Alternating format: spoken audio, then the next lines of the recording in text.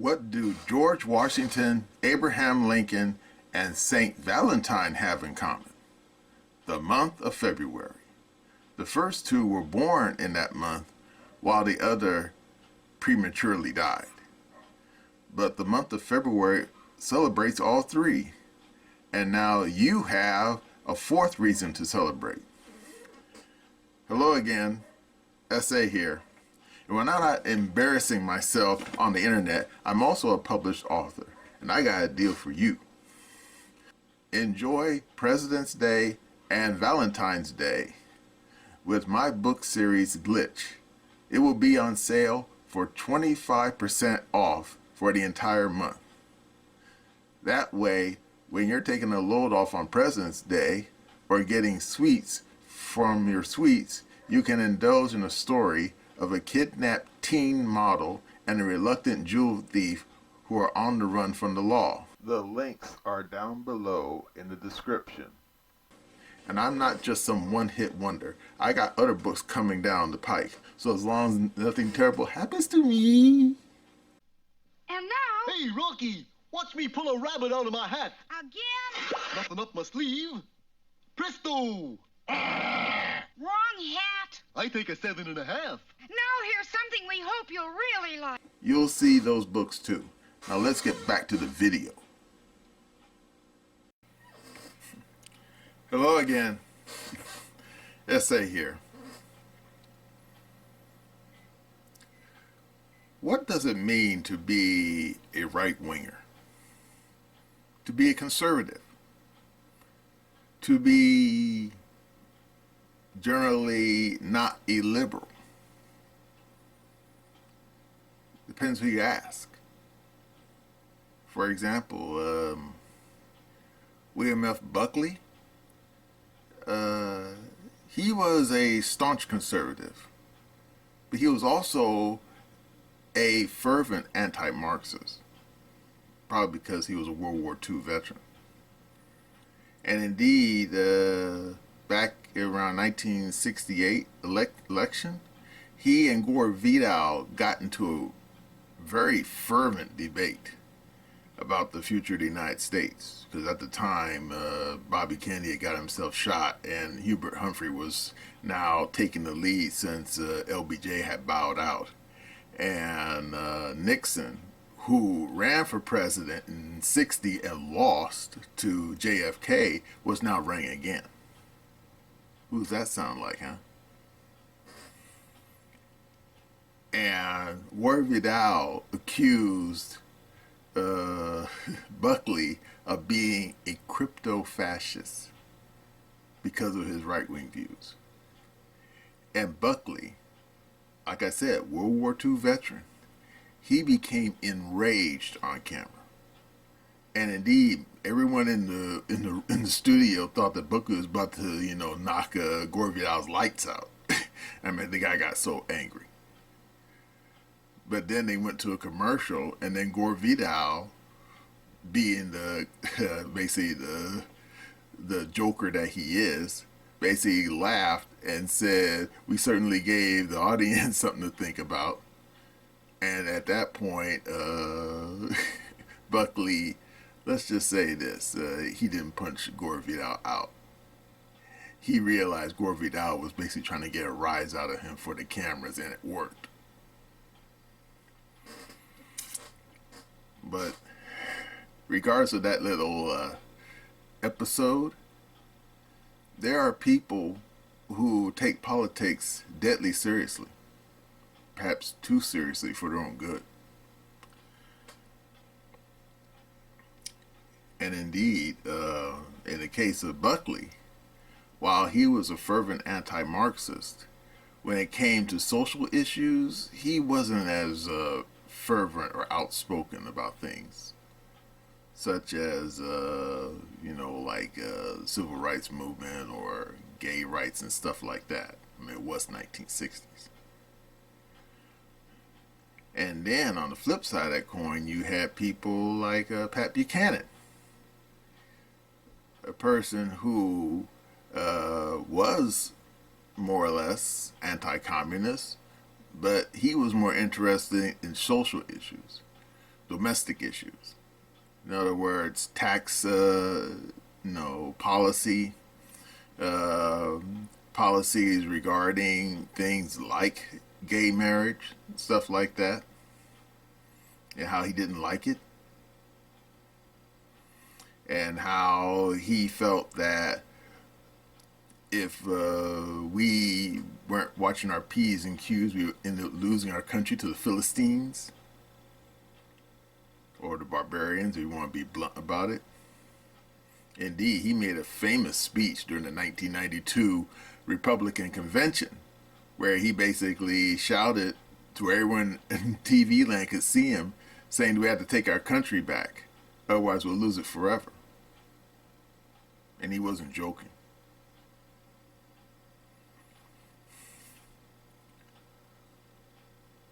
But when you look at Republican or conservative politics in this country, it's always been on a bit of a spectrum. I mean, for example, Abraham Lincoln, Republican. He clearly was focused on domestic issues. I mean, he had a war to fight, and he had to deal with the issue of slavery. And indeed, if you look at his old notes that he left behind, he wasn't really in tune to the idea of emancipating the slaves. Indeed, according to his notes, he felt that if he thought that he could win the Civil War without ending slavery, he would do it. So there you go. And indeed, he also felt that black slaves, once they're emancipated, probably wouldn't have a fun time in the United States. And he thought about, sending them all back to Africa. Yeah, he thought about that. So there you go. And indeed, during the Gilded Age, most Republicans, or McKinley, they were more focused on domestic stuff. Wasn't really thinking about overseas stuff. And indeed, Teddy Roosevelt, he was probably the Republican Party's first bona fide populist. I mean, yeah, the guy was a veteran of the Spanish-American War, but he was more focused on domestic stuff. I mean, he did open all those damn national parks, and he wouldn't shoot that damn teddy bear. True story.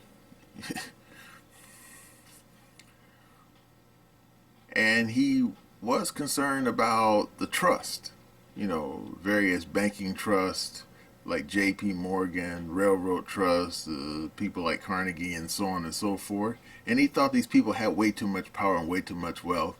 And he felt that those monopolies, like Standard Oil, Rockefeller, they shouldn't be around. And he pushed through legislation that pretty much brought those trusts to an end. And he didn't make very many friends with the Republican Party when he was the Attorney General for the state of New York. Yeah, a lot of Republicans, along with a lot of Democrats, usually end up getting prosecuted when he was there. And believe me, he didn't make no friends doing that.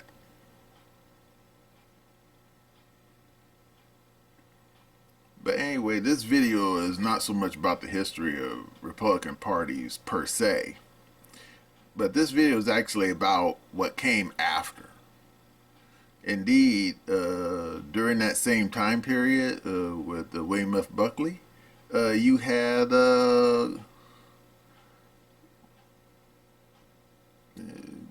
Goldwater, senator from Arizona. Seemed like a reasonable fella at first, until he managed to get the nomination for running for president in 1964, and he famously said that being fervent, and or I should say radical, in defense of liberty is no vice. I think that's about what he said in so many words. And let's just say this. People wondered what the hell he meant by that. Well, LBJ famously made a TV commercial, probably one of the first successful television political ads, where he basically whispered that if you put Goldwater in the White House, he was probably so fervent an anti-communist that he would likely start a war with the damn Soviets and blow up the earth. I think it was called the Daisy ad. I saw it once.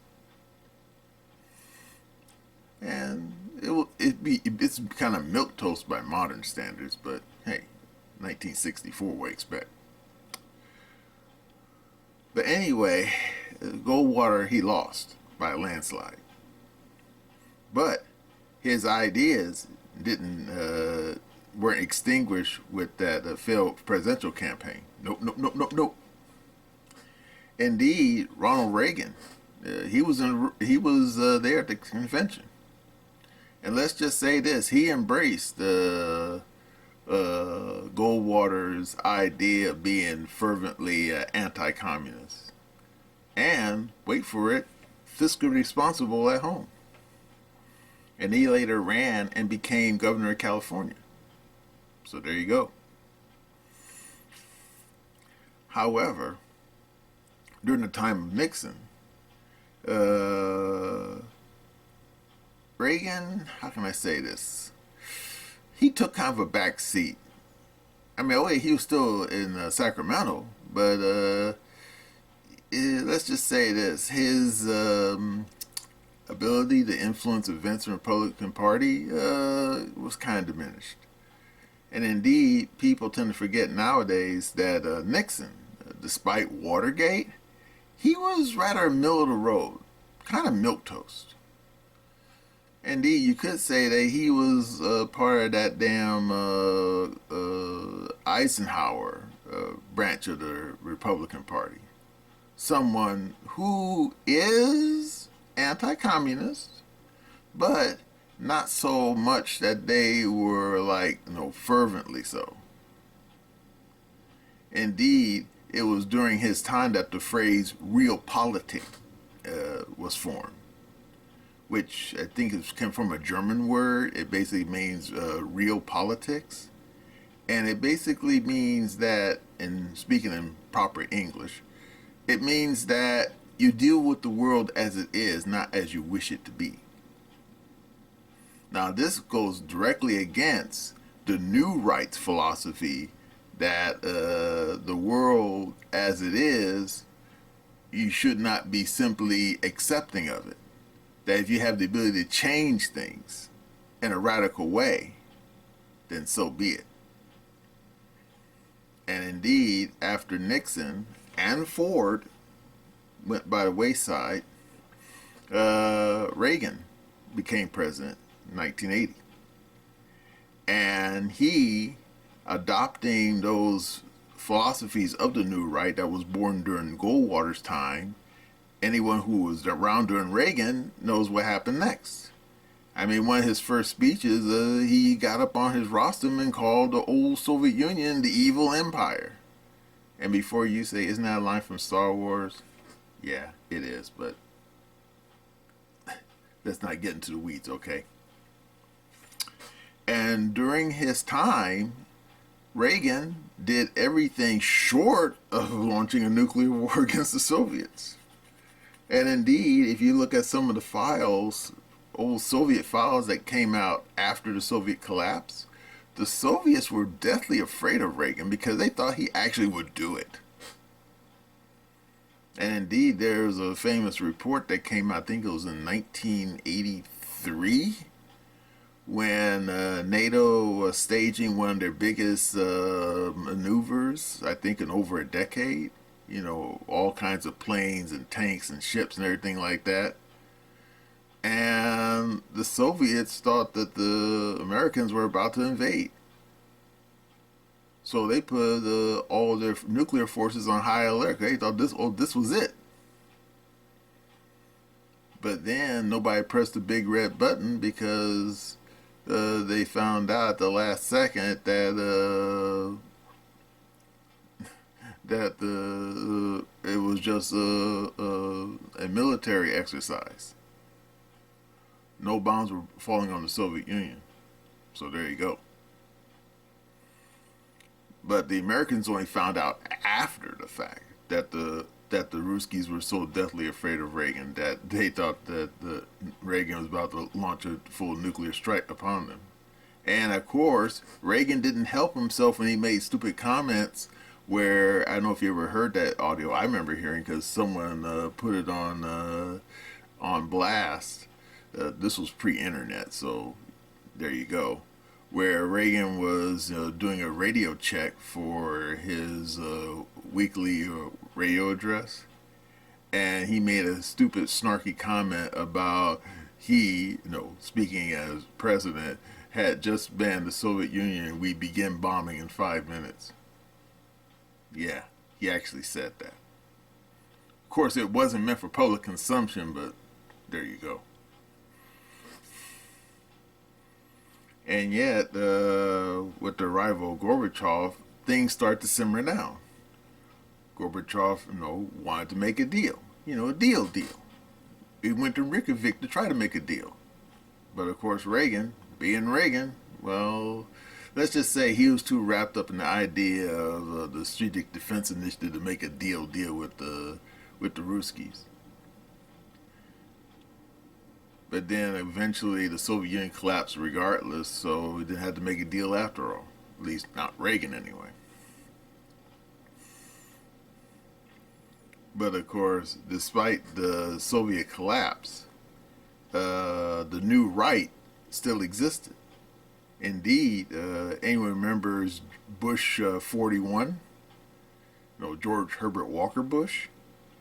I mean, it wasn't an accident that Bush basically got us all entangled up with Iraq during the first Gulf War.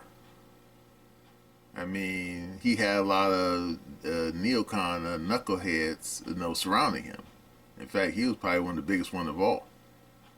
Because he too was a World War II veteran, and he somehow got flashbacks of the Munich crisis of 1938.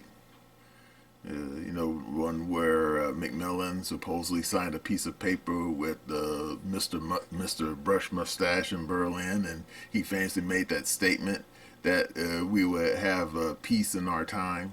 Yeah, that peace didn't even last a year, but don't want to digress. And he, Bush 41, felt that we couldn't make a deal with the people in Baghdad, so he said, let's bomb them instead. And they did. Didn't overthrow the country, but put a lot of craters in the country. And then, of course, Bill Clinton showed up. Now, you say Bill Clinton's a Democrat. True. But he had a lot of neocons working for him, like Madeleine Albright, who famously said when she was confronted about all the dead Iraqi babies from lack of baby formula and the constant regular bombing of the country because of that so-called no-fly zone we had over Iraq. And without blinking an eye, the woman said that she basically didn't care about all those dead Iraqi babies. She felt that the sanctions upon the country were for the common good to prevent Iraq from being a threat to anybody. So there you go. And indeed, it was Madeleine Albright who convinced Bill Clinton to attack Serbia during the damn Yugoslav wars. Why? Because like the new right neoconservatives do, when they see a problem, they usually want to shoot first and ask questions later. Because when you get right down to it, the mess that was happening in Yugoslavia really didn't involve us. I mean, yeah, the people in Bosnia and the Croatians, yeah, they were getting a raw deal. But guess what? The damn Serbs, they weren't having a fun time either. I mean, all those knuckleheads were looking like a episode of the Three Stooges, beat, bash, and bludgeoning each other. Yeah, fun time. But then the neocons decided that the Serbs were the problem, and they decided to, drop bombs on their head. And hey, it worked. They stopped the fighting. Didn't really stop the war though, because right now as we speak, even though Yugoslavia doesn't exist anymore and you have separate countries now, those damn people there, they really don't get along. And I mean, you don't have to look at episodes of Al Jazeera showing how the people in Kosovo are arguing and screaming at each other. All the Kosovar Serbs and all the Kosovar Albanians. Yeah.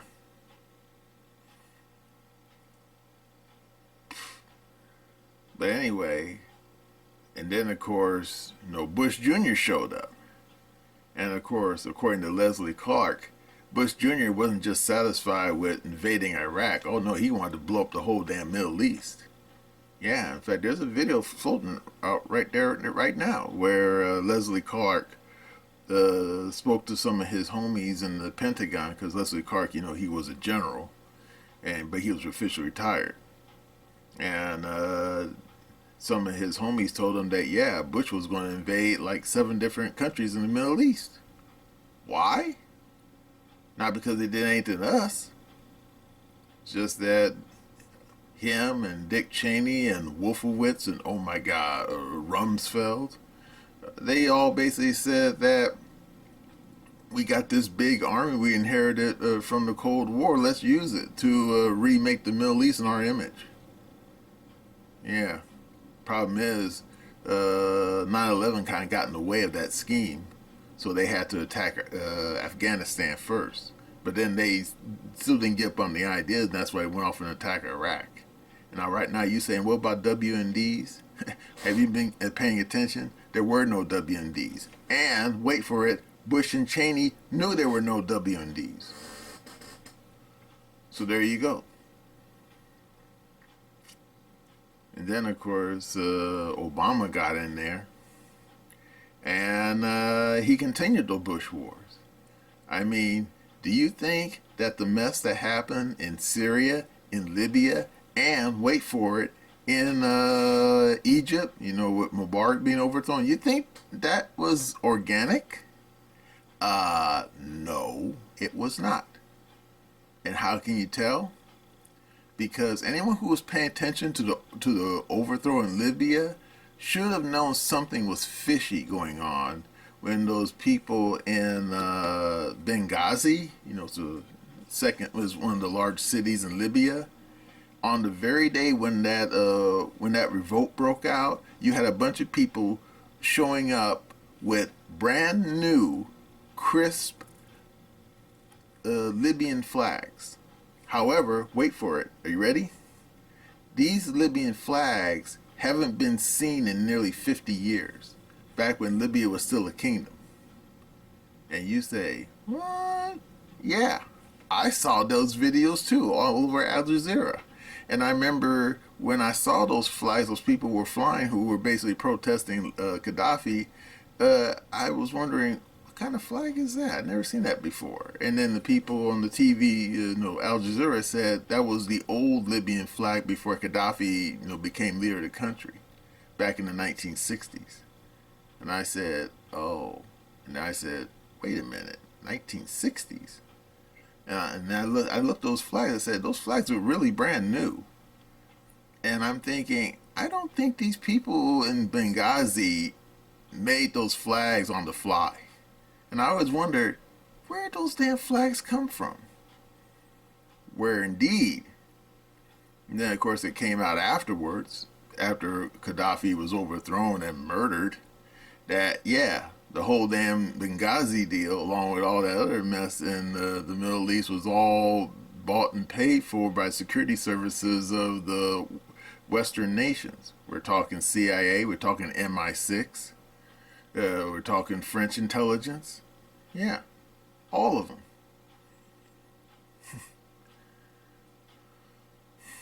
And then, of course, finally Trump shows up. And, oh my God, the neocons, they just totally, lost their minds.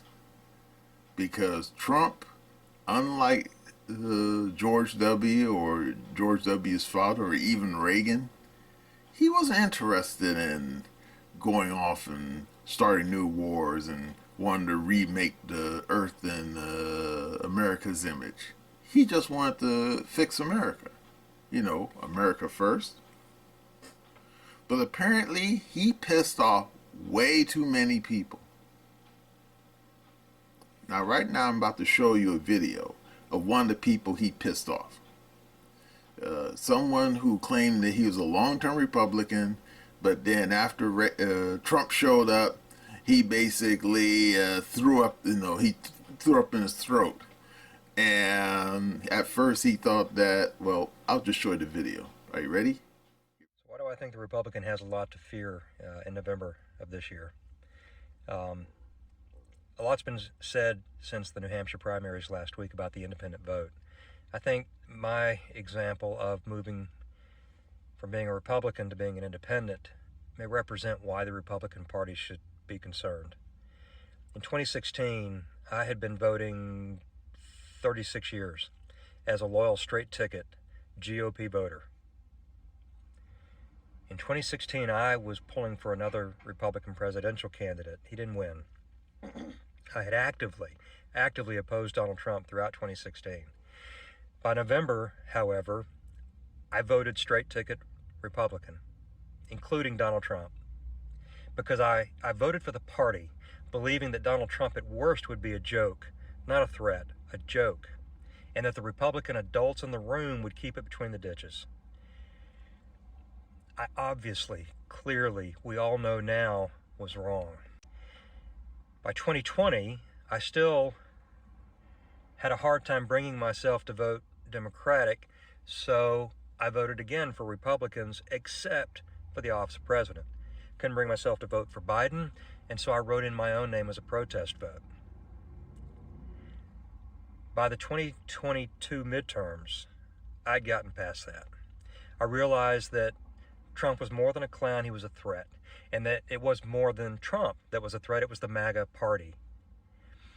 And so by 2022, I had evolved to the point of where I voted straight Democrat. Every Democrat on the ballot I voted because I believed the Republicans had abdicated their responsibility to be leaders. And that the only way we were going to right the ship was to clean house of the people who were terrified, afraid, had no moral courage to confront Donald Trump. Only in cleaning out the Republican Party could the Republican Party hope to survive in the long run. 2024, the Republican Party still can't break away from Donald Trump. I will be voting straight Democrat in 24 this year. All right. You saw that video, right? Now, what would you call that person? A disaffected Republican? Or a disaffected neocon? I think the latter. Because anyone who's paying attention, to Republican history would say that Trump, when you look at his foreign policy as well as his domestic policy, he's a lot like Teddy Roosevelt. Because, for example, funny thing about Teddy Roosevelt is that he wasn't really going out around the world blowing up stuff. I mean, yeah, there was the little cock up about what was going on in the Philippines, because the United States had basically taken that over after the Spanish-American War, and the Americans were fighting insurgency there, and the United States military was kind of brutal. But Teddy Roosevelt didn't start any all-new wars. He was just trying to manage the ones that was left in his lap after McKinley got himself shot. But anyway, the point I'm trying to get is this. When Teddy Roosevelt was president, he actually negotiated a peace treaty between Japan and Russia during the Russo-Japanese War back in 1905. And then when you look at Trump, like Teddy Roosevelt, he negotiated the Abraham Accords where he got a handful of Middle East countries, of course not the big ones like Saudi Arabia, to basically sign a peace treaty with Israel. And a lot of people were kind of shocked by that. So much shocked that even the regular news media didn't know what to say about it. Remember, these are the same people, news media, who thought that Trump was such a crazy person, a buffoon. You know, Trump does have a habit of kind of shooting off his mouth. That he was going to do something crazy and start World War III, which he didn't. Indeed, when you look at the fact that Trump was trying to negotiate with Kim Jong-un, even going to the DMZ, and remember he walked across the DMZ to shake Kim Jong-un's hand. Remember that? Yeah. Trump clearly was not interested in starting any kind of new wars. He just wanted to have peace and basically calm overseas, so he could focus on domestic stuff. And apparently, in these neocons, like that fella I just showed you, were enraged. I mean, and then you probably say, well, what about Bolton? Trump hired him. Yeah. Well, hey, sometimes you don't bat 1,000 at the World Series, right? And yeah, hiring Bolton was stupid. And Bolton, he clearly was itching for the United States to have a fight with the Iranians. And wait for it, you ready? The Trump assassinating of Soleimani, the guy who ran the Quds Force in Iran, I think that was Bolton's plot to try to get the United States, into some mess with the Iranians. And the Iranians didn't take the bait. Yeah, we killed Soleimani, blew him up right out of his flip-flops. And the Iranians were mighty pissed. But Bolton didn't get his U.S.-Iran war out of it. I mean, yeah, the Iranians fired a few missiles at one of our bases in Iraq, but that was about it.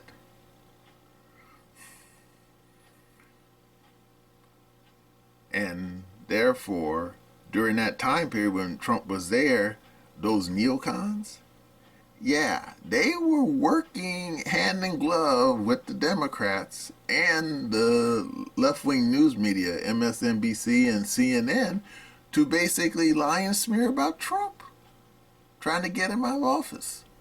Because they knew that as long as he was there, they weren't going to get any more new wars. They weren't going to get any mess with the Iranians. They weren't going to get into some shootout with the North Koreans. And God help us, they weren't going to get some damn war with the Chinese. And now here we are with damn old Sleepy Joe in the White House. And it looks like now that the neocons are getting more war and mayhem than they ever thought possible.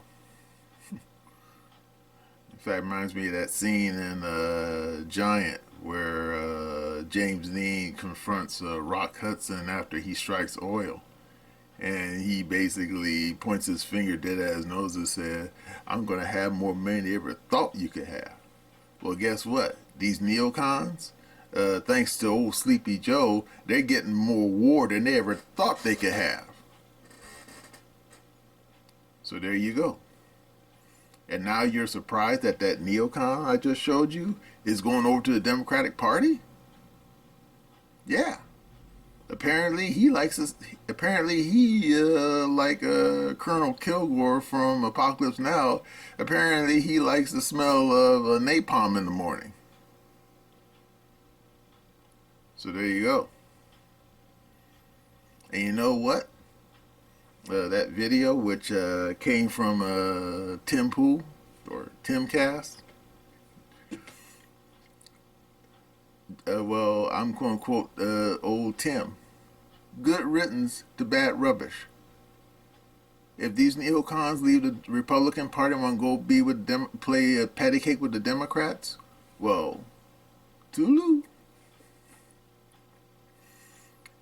And don't let the door hit your backside on the way out.